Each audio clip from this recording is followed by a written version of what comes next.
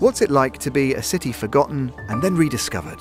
Gunsan is patient, unlike other South Korean towns that get facelifts with glossy new skyscrapers. Gunsan wears all the complex, multicultural influences of the past, and that's perhaps what lures natives as well as newcomers to put their roots down in this unassuming coastal outpost. Just listen. Blissful silence. But the locals are also starting to make some noise about the city's fortunes. Nothing is in between here. Streets and buildings are either traditional or trendy, crumbling or newly minted, Eastern or Western. Yet everything is also in between, somehow not quite what it seems. A photo studio uses digital cameras to recreate classic black and white prints. Old America Town stands frozen mid-century after soldiers from the US airbase migrated to the other end of the city. And traditional Japanese architecture nods to the early 20th century colonial era. It's a walking city that allows for globe-trotting time travel one step at a time. Every building here has a story to tell, and Gunsan locals work hard to give them a new chapter as well. This understated red brick building was a rice warehouse under Japanese rule, casino for the Americans, and now a 33-year-old live wire repurposed it into Youngblood's hotspot Cafe Tung.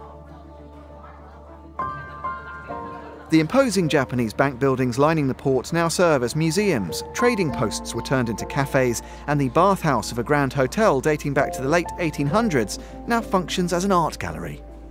Koreans, particularly Gunsan locals, remember and have been taught to remember the period of Japanese rule as darkly exploitative. But the region is starting to embrace the history as part of its identity. Dongguksa, Korea's last standing and fully functioning Japanese-style Buddhist temple, honours victims of Japan's Imperial Army, with the iconic statue of a girl clad in hanbok. But at the same time, its head monk, Jong-gu, also tries his best to preserve the laser-cut Japanese Zen-style architecture and organises international forums with Japan's Buddhist community.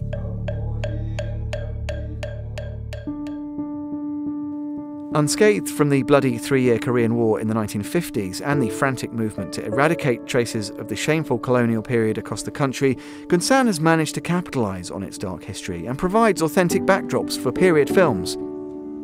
Box office hits like the General Sun franchise were shot at the stately Hirotsu House, while the downtown area's run-down charms set the mood for the iconic romance Christmas in August. The Korean government has poured money into a city revival project to rediscover and restore remnants of the past, but even before that, Gunsan natives reached into their own pockets to do the job. Industrial designer Jay Lee now finds himself back in the town of his birth via Seoul and the United States, running several guest houses that used to be century-old Japanese residences. Past the central boulevard that once segregated Koreans from their colonizers, young local artists are exploring their visions in abandoned quarters.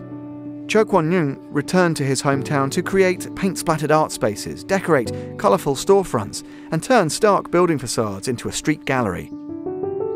It's an old city, but also a young one brimming with opportunities.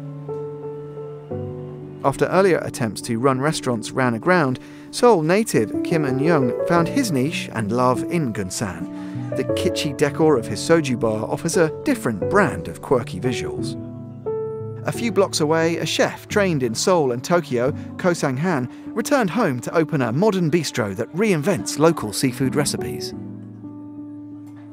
In Gunsan, old has become new again, and the countless other buildings still standing in sleepy abandonment are full of potential for emerging entrepreneurs. But the city's true success lies in embracing a checkered past to create a bright-eyed future.